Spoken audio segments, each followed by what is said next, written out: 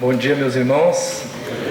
O ano passado estive aqui para falar um pouco do programa de rádio e neste ano fui agraciado em apresentar o próximo palestrante.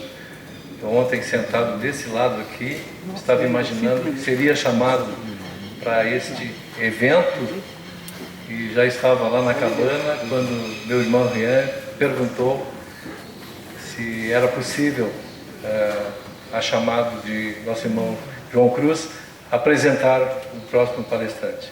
E sem dúvida, né, para mim é um privilégio poder apresentar mais um gaúcho do bom, né, que vai mexer com a Irmandade aí, com certeza.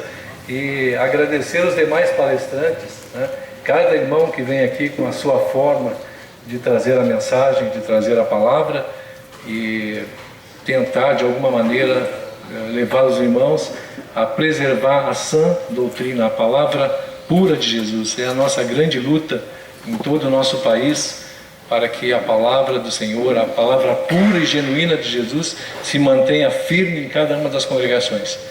Mas o palestrante é um servo que eu admiro muito, um servo que tem demonstrado desde sua juventude o quanto ama o Senhor. Eu não posso falar tudo aqui porque o tempo é muito curto, mas só narrar alguma coisa que este homem de Deus fez pela igreja na Zona Sul. A igreja passou por um momento difícil, muito difícil, alguns problemas familiares de saúde que eu tive, e a congregação teve uma queda muito grande, ficando, como disse um visitante uma vez, meia dúzia de gatos pingados, e ele passou a trabalhar e trabalhar. A esse trabalho se agregou nosso irmão Luiz, nosso irmão Almir, depois vieram outros irmãos, né, e hoje já são mais de 50 irmãos louvando o nosso Deus, graças ao trabalho desse irmão que trouxe a palavra genuína de Jesus. Esse irmão, eu tenho a graça de dizer, não é só irmão, é um companheiro, mas acima de tudo um servo, e meu filho Josué Lousada. Meu filho, venha. Deus te abençoe. Vamos orar? Nosso Deus e nosso Pai, grandioso, Criador dos céus e da terra, nós agradecemos por sua palavra, por esse evangelho puro e genuíno que o Senhor tem nos ajudado a ensinar por todos os lados do nosso Brasil e no mundo inteiro.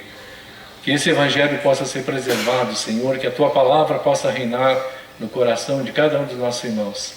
E peço agora de modo especial que o Senhor possa ungir a boca de meu filho, para que ele possa ser usado como um servo precioso que é, para nos ajudar a compreender melhor essa batalha que todos nós homens temos e que somente o Senhor pode nos ajudar a vencer. Louvado seja o teu nome, e seja com ele, e seja com cada um de nós, em nome de Jesus. Amém. Amém. Amém.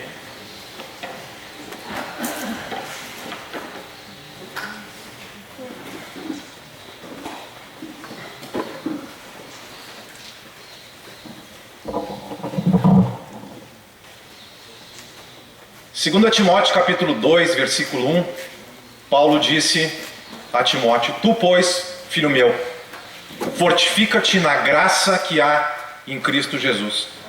E o que de minha parte ouviste na presença de muitas testemunhas, isso mesmo transmite a outros homens fiéis, capazes e idôneos, e vão transmitir para outros, para outros, para outros. E aqui estamos nós, na nossa geração, servindo o Senhor. É uma emoção muito grande ser apresentado para esses irmãos tão queridos pelo meu pai. Repassar a palavra de Deus a outros homens fiéis e idôneos começa na família. E o meu pai fez um bom trabalho, eu agradeço muito. Se ele não fosse cristão, ele já era digno de honra. Mas ele é digno de dupla honra. Ele é meu pai e ele é cristão. Amém. E ele cumpriu com o trabalho dele. Agora eu tenho um filho chamado Lucas, ele tem 11 meses, eu estou com saudade dele, ele está lá no Enoca com a minha esposa, mas eu preciso repassar para o meu filho a sã doutrina, para que quem sabe no futuro ele possa estar aqui servindo a igreja no Brasil também. Façam isso com as suas famílias, façam isso com seus filhos. Meu pai me passou a bússola que me leva à eternidade. Nós temos o caminho, meus irmãos. O caminho, a verdade e a vida é Jesus. E Ele é o único nome pelo qual importa que nós sejamos salvos. Mas vamos para mais uma batalha juntos. A batalha contra o pecado, contra o mundo e contra Satanás. Já passamos por muitas batalhas, excelentes palestrantes aqui que nos ajudaram com boas reflexões, nós crescemos muito, mas nós vivemos num mundo onde Satanás constantemente nos assedia por envolvimento com as transgressões, para que consequentemente a gente seja afastado de Deus. 1 Coríntios capítulo 10, no versículo 13, a palavra de Deus nos informa que não nos sobreveio tentação que não fosse humana. E faz parte da condição humana o fato de nós enfrentarmos então diversas tentações. E aí 1 Pedro capítulo 5, versículo 8, o apóstolo Pedro soa um alerta: sede sóbrios e vigilantes, porque o diabo, vosso adversário, anda ao derredor, como um leão, procurando alguém a quem ele possa devorar. Agora, eu particularmente tenho uma batalha contra o pecado, e eu acabo tantas vezes, infelizmente, pecando. Eu gostaria de encontrar uma solução sobre como evitar o pecado, mas também como me sentir melhor depois que eu tropeço. Não estamos falando para uma audiência de pessoas que andam nas trevas. Nós estamos falando com uma audiência de pessoas que andam na luz, que temem o Senhor, que querem fazer a vontade dEle, mas que por vezes tropeçam. Você que está aqui nesse Enoque, você luta contra o pecado? Você falha também? Pense então sobre os seus últimos 3 dias. Vamos pegar só os últimos 3 dias. Você tropeçou com as palavras? Suas palavras foram construtivas ou elas foram destrutivas? Você falou coisas positivas ou você falou coisas negativas? Paulo, aos nossos irmãos em Éfeso, ele encorajou: não saia da vossa boca nenhuma palavra torpe, mas sim, unicamente a que for boa para a edificação, e assim possa transmitir graça para aqueles que o ouvem. Nossas palavras, disse o nosso mestre, revelam o nosso coração. Elas dizem muito sobre o nosso caráter. Falando com os fariseus em Mateus 12:34, que haviam acusado o nosso mestre de curar pelo poder de Beelzebu, Jesus falou: as palavras de vocês não são sem querer. Isso que vocês estão falando sobre mim é o que vocês creem. Raça de víboras, como vocês podem falar coisas boas sendo maus? O homem bom do seu bom tesouro tira coisas boas, mas o homem mau do seu mau tesouro ele tira coisas más. Digo-vos a verdade, falou Jesus, de toda palavra frívola que sair da boca de vocês, dela vocês darão conta no dia do juízo. Pelas tuas palavras serás justificado, mas cuidado, pelas tuas palavras você também pode ser condenado. Talvez você tenha lutado com a possibilidade aí de mentir, e você mentiu. Efésios 4:25 diz: por isso, deixando a mentira, fale cada um a verdade com o seu próximo, porque somos membros uns dos outros. Nós servimos o rei da verdade. O diabo é quem é o pai da mentira.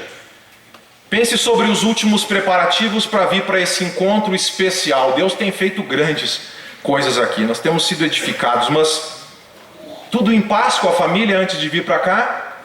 Ou algum episódio fez você perder a calma e ter ira descontrolada com a esposa e com os filhos?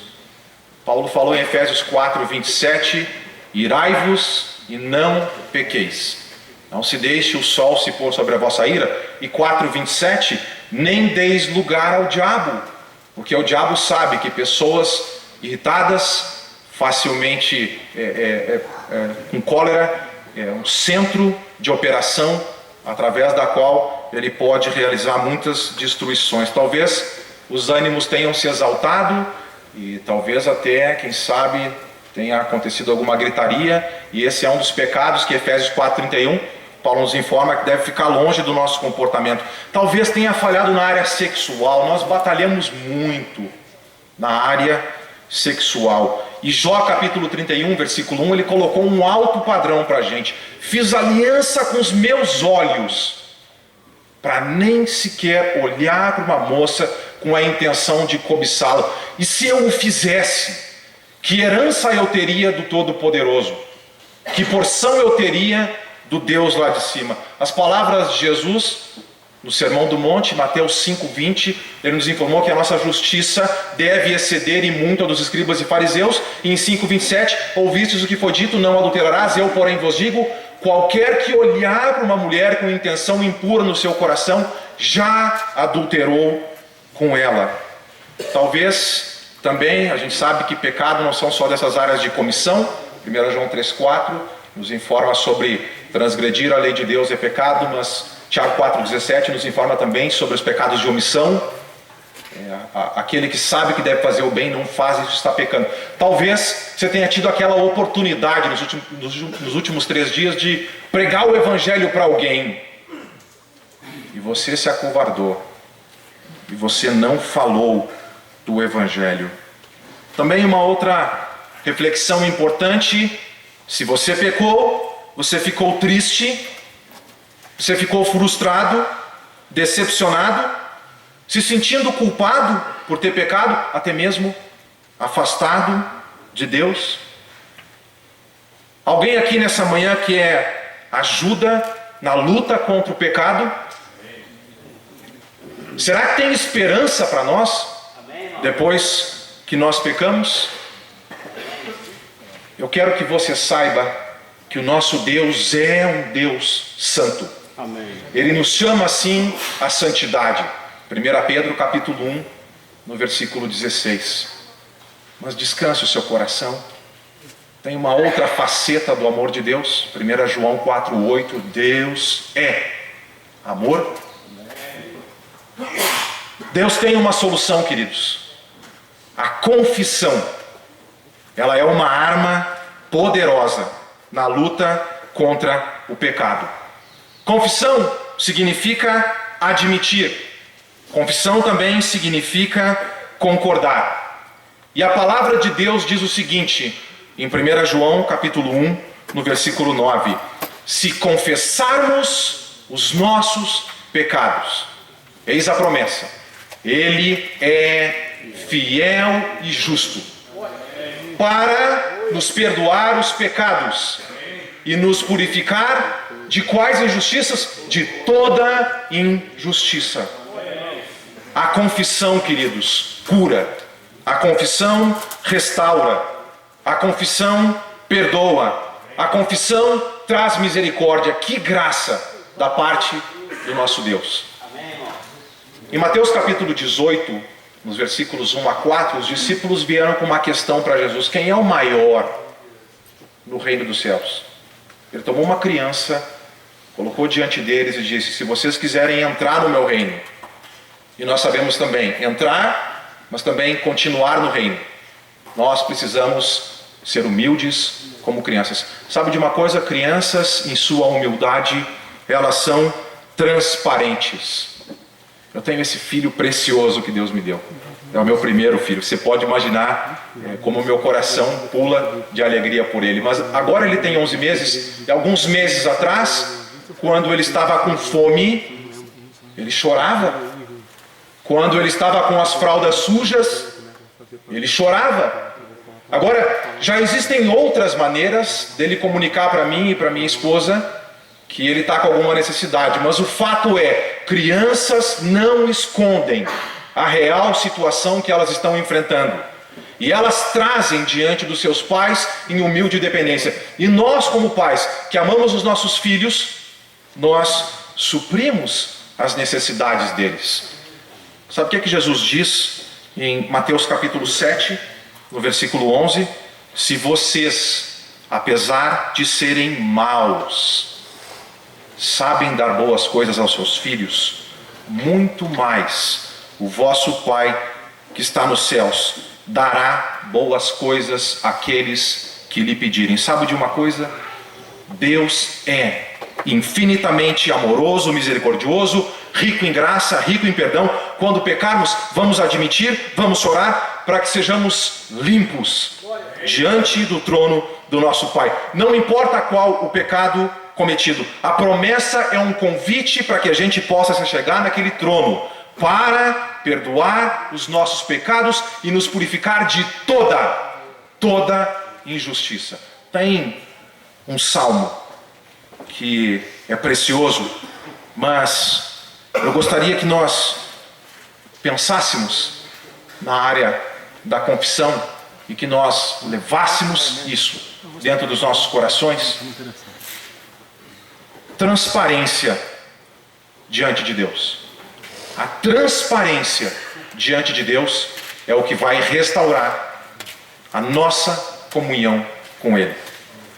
E no Salmo 103, versículo 1, a palavra diz o seguinte: bendiga o Senhor a minha alma, bendiga o Senhor todo o meu ser. Versículos 7 a 14. O Senhor é compassivo, misericordioso, muito paciente, cheio de amor. Ele não acusa sem cessar. Graças a Deus, Ele não fica ressentido para sempre. Não nos trata conforme os nossos pecados, nem nos retribui conforme as nossas iniquidades. Pois como os céus se elevam acima da terra, assim grande é o seu amor para com os que o temem. Como o Oriente está longe do Ocidente, assim Ele afasta para longe de nós os nossos pecados. Como um pai que tem compaixão de seus filhos, assim o Senhor tem compaixão dos que o temem, pois Ele sabe do que é que nós somos formados. Ele lembra que nós somos pó. Que segurança nós temos no caráter do nosso Senhor. Conhecer o caráter do Senhor, amoroso, cheio de graça, cheio de paciente, conduz-nos à segurança para a nossa jornada na batalha contra o pecado, na batalha contra o mundo e na batalha contra Satanás. Agora, a promessa é tão incrível que por vezes nós nos recusamos a lançar-nos em confissão diante do Pai. A gente não acredita e ao invés de ir para o trono, a gente escolhe outros caminhos. É tolice, mas tem tantas vezes que nós pecamos e o que a gente prefere ao invés de ir para o trono é nos colocarmos num compartimento de punição. E aí quando nós sentimos que nós já pagamos pelo nosso pecado cometido, então nós estamos dignos de nos aproximar de Deus novamente. Mas fazendo isso, queridos, a gente despreza o sacrifício de Cristo. E a gente está só criando um mecanismo ilusório de purificação baseado numa pretensa punição que nós impomos a nós mesmos. Mas a Bíblia diz: meus filhinhos, estas coisas escrevo para que vocês não pequem. É a nossa luta. Somos filhos da luz e nós não queremos pecar. Se todavia alguém pecar, a saída é a cruz de Cristo. Nós temos um advogado junto ao nosso Pai, um intercessor, Jesus Cristo o justo. Ele é a propiciação pelos nossos pecados. Agora, por outro lado, o nosso acusador,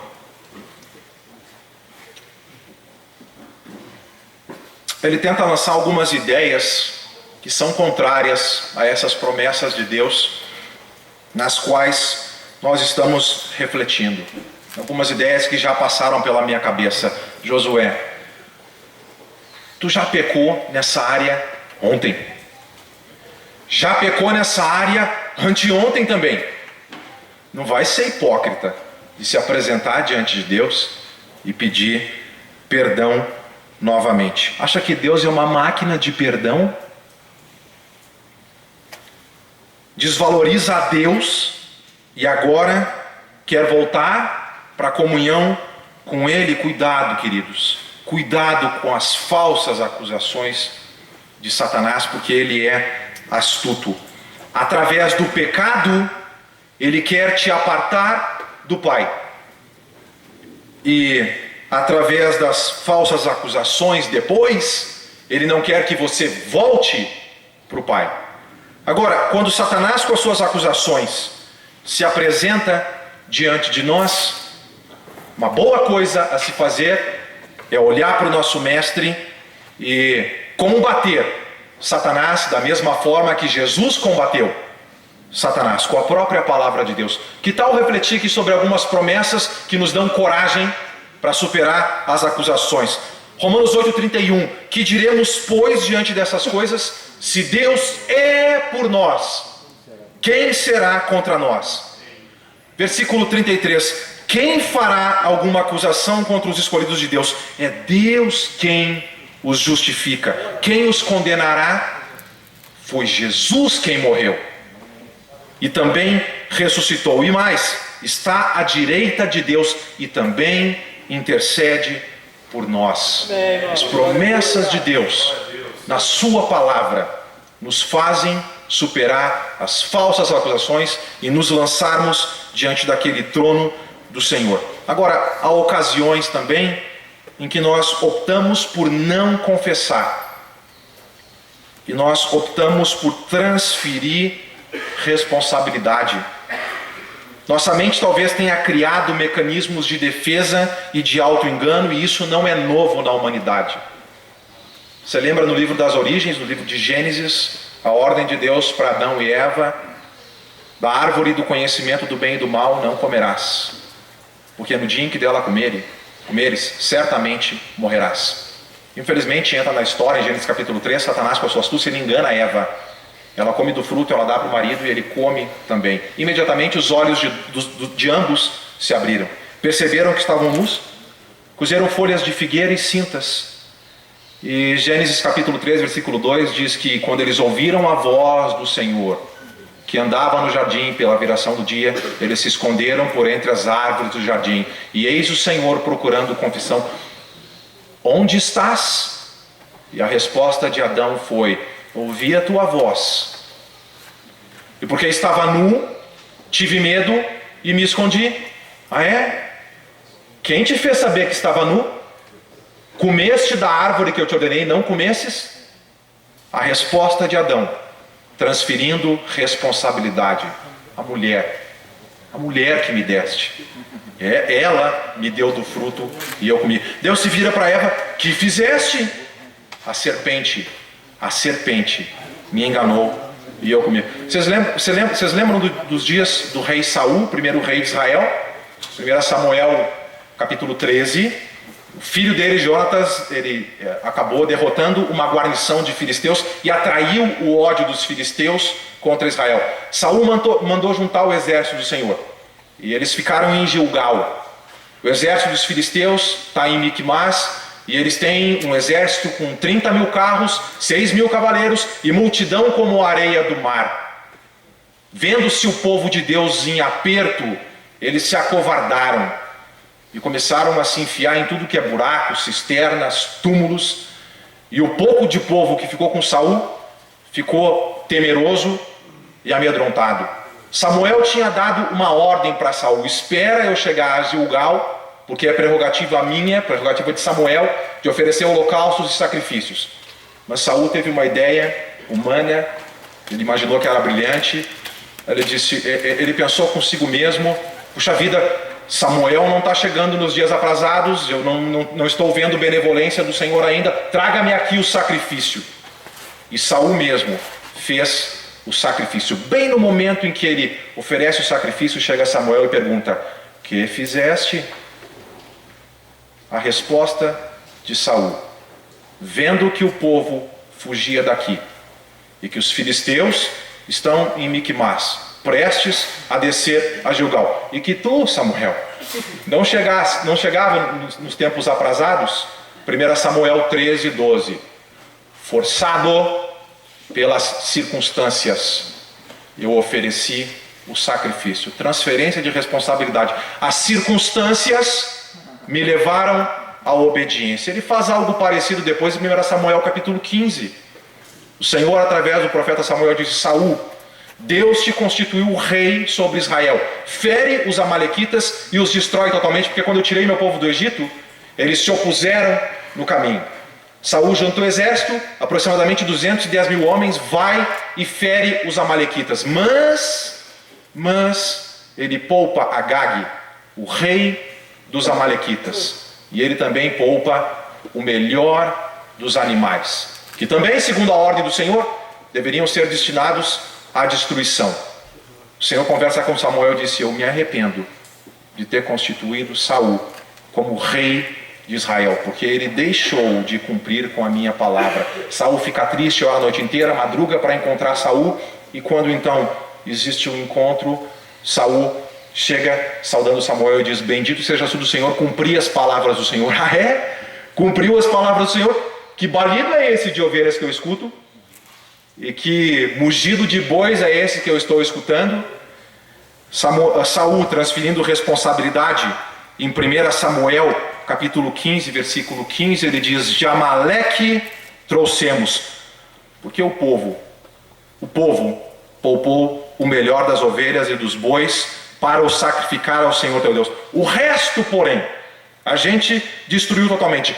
E Samuel encara Saul com respeito ao pecado dele mais 2 vezes nesse contexto. E nas outras 2 vezes ele está transferindo responsabilidade. Ele diz em 1 Samuel 15, 20 e 21: pelo contrário, dei ouvidos à voz do Senhor e segui o caminho pelo qual o Senhor me enviou. E trouxe a Agag, rei de Amaleque, os amalequitas os destruí totalmente. Mas o povo tomou do despojo das ovelhas e dos bois para sacrificar ao Senhor teu Deus. E Samuel disse para ele: obedecer é melhor do que sacrificar. A tua rebeldia é como o pecado da feitiçaria, é como adorar ídolos do lar. E parece que finalmente sai da boca de Saul as palavras pequei. Ele diz em 15:24: pequei, pois transgrediu o mandamento do Senhor. Mas parece alguma coisa que só sai dos lábios, mas não está no coração, porque a próxima frase dele é: eu temi o povo e dei ouvidos à voz deles. Então o povo me pressionou, e por isso então eu tive que pecar. Você lembra de Davi, o segundo rei de Israel, o homem segundo o coração de Deus? Em 2 Samuel capítulo 11, ele cometeu o adultério e Batseba ficou grávida. Ele quis esconder o pecado, tentando fazer parecer que o filho era de Urias, o fiel soldado dele. O plano dele não deu certo, como a gente sabe. E ele assassinou o fiel soldado dele pela espada dos filhos de Amon. Ele tentou esconder o pecado por pelo menos 9 meses, mas isso foi mal aos olhos do Senhor. E o Senhor enviou o profeta Natã, que encarou Davi, confrontando ele sobre o adultério e o assassinato. E apesar das consequências pesadas que foram anunciadas a Davi, agora ele sim, sinceramente diz: pequei contra o Senhor. E no calor da confissão, a gente sabe, ele escreve o Salmo 51, no versículo 4: pequei contra ti somente fiz o que é mal perante os teus olhos. Queridos, a gente viu alguns exemplos bíblicos aqui, de pessoas tentando transferir responsabilidade, ou de Davi tentando esconder o pecado, mas existem outras formas de transferir responsabilidades. Quantos ou quais de nós talvez não tenhamos pego esse costume de transferir responsabilidade ao invés de assumir nossas responsabilidades? É uma boa coisa para ensinar para os nossos filhos: assumir responsabilidades. Às vezes nós tentamos cobrir o nosso próprio pecado rebaixando os outros para tentar obter uma falsa superioridade moral. Nós proferimos: mas eu não sou tão pecador como fulano, eu não sou tão pecador como Beltrano. E a gente imagina que isso traz um alívio para a nossa consciência. É falso alívio para as nossas consciências. Outras vezes a gente ouve: mas eu estou acostumado a agir assim. Ok, estávamos acostumados a agir assim na velha vida. Nascemos de novo pelo poder do Senhor. Novos hábitos, os hábitos de Cristo, devem se incorporar na nossa vida, e nós não devemos usar como desculpa frases do tipo: estou acostumado a agir assim. Quem já não ouviu? A tentação foi muito forte. Ok, se nós tivéssemos orado e vigiado, nós teríamos ficado em pé e não teríamos pecado. Alguns dizem, mas foi a primeira vez que eu pequei nessa área. Ah, é? Lembra de Adão e Eva, a primeira vez deles? É pecado? E afasta do Senhor. Outros dizem, ah, mas todo mundo peca, como uma desculpa para continuar pecando. Amados, existe o perigo de nós esmagarmos as nossas consciências, cauterizando-as para evitarmos a humilhação da confissão. Não faça isto. Seja sincero e comece já a luta contra o pecado. Lembre-se, transparência diante de Deus é o que restaura a minha comunhão com Ele. Provérbios capítulo 28, no versículo 13, diz o seguinte: quem esconde os seus pecados não prospera, mas quem os confessa e os abandona, esse encontra misericórdia. Confessar o nosso pecado significa concordar com Deus acerca dele, olhando para as nossas transgressões na perspectiva do Deus Santo, e então tomar o passo de submetermos à sua palavra, admitir para abandonar e mudar. O Salmo 32, ele registra algumas meditações de Davi com respeito ao pecado dele, até mesmo a época em que ele tentou esconder, e depois registra também a época em que ele procurou confessar os seus pecados. E nesse contraste, eu quero que nós possamos ficar encorajados a não esconder os nossos pecados, mas que nós possamos confessar os nossos pecados. Em Salmo 32, versículos 1 e 2, ele abre o Salmo dizendo: bem-aventurado aquele cuja iniquidade é perdoada, cujo pecado é coberto. Bem-aventurado o homem a quem o Senhor não atribui iniquidade, e em cujo espírito não há dolo. Davi agora regozijava-se com o perdão que ele recebeu da parte do Senhor. Ele estava se sentindo aliviado por ter sido limpo. Contudo, o perdão não é automático. Ele chega para aqueles em cujo espírito não há engano e manifestam um arrependimento sincero e um arrependimento real. Nos versículos 13 e 4, Davi disse: enquanto eu calei os meus pecados, envelheceram os meus ossos pelos meus constantes gemidos todo dia, porque a tua mão pesava dia e noite sobre mim, e o meu vigor se tornou em sequidão de estio. Ficou marcado na memória de Davi como lição a época em que ele escondeu os pecados. Ele se lembrava da agonia do pecado não confessado.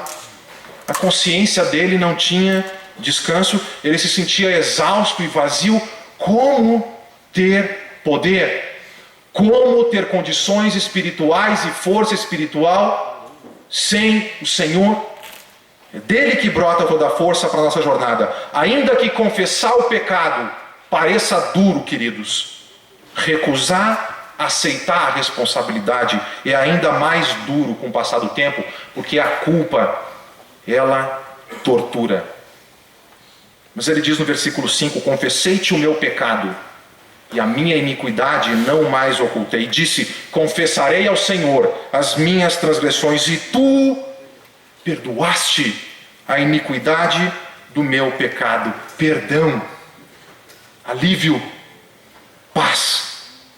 Quando Davi confessou os pecados dele, foi como se a pressão de uma represa fosse aliviada pela abertura de uma comporta. E mais, ele diz no versículo 7: tu és o meu esconderijo, tu me preservas de tribulação e me cercas de alegres cantos de livramento. Você vê o que é que o perdão pode fazer com as nossas vidas? A pessoa do versículo 7, que agora tem alegres cantos de livramento, é a mesma pessoa dos versículos 13 e 4, que era torturada pelas culpas e estava vazio, sem a comunhão com o Senhor. A alegria do perdão deve, queridos, nos motivar à confissão dos nossos pecados. Lembre-se, transparência diante de Deus restaura minha comunhão com Ele. Seja bem específico e honesto ao confessar o seu pecado. Não tenha medo. Lembre-se que Deus já sabe de tudo. Salmo 139, versículo 1. Senhor, tu me sondas e me conheces. Sabes quando eu me assento e quando eu me levanto. A palavra nem me chegou à boca e tu já a conheces toda. O Senhor me esquadrinha, me conhece por dentro e por fora. Tudo está descoberto diante dos olhos do Senhor. Não se esqueça que você estará se apresentando diante de um trono de graça. Assim, aproximemo-nos do trono da graça com toda a confiança, a fim de recebermos misericórdia e encontrarmos graça para que nos ajude no momento de necessidade. Sim, antes de pecar, nós já estaremos diante do trono de graça. Sabendo que Hebreus capítulo 2, versículo 18, aquele que foi tentado, Jesus, é poderoso para nos livrar quando estamos sendo tentados. Mas depois de cairmos, o trono continua de graça. Aproximemo-nos para receber misericórdia do Senhor. Deus é o nosso Pai. Ele quer nos limpar enquanto progredimos para a maturidade.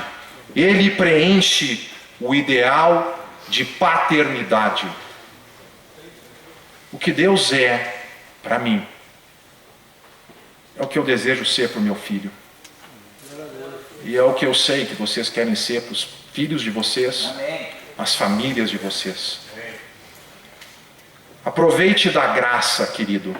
Aproveite da graça, não como uma desculpa para continuar pecando, mas aproveite da graça para crescer, para mudar, para ser transformado e para abandonar o pecado.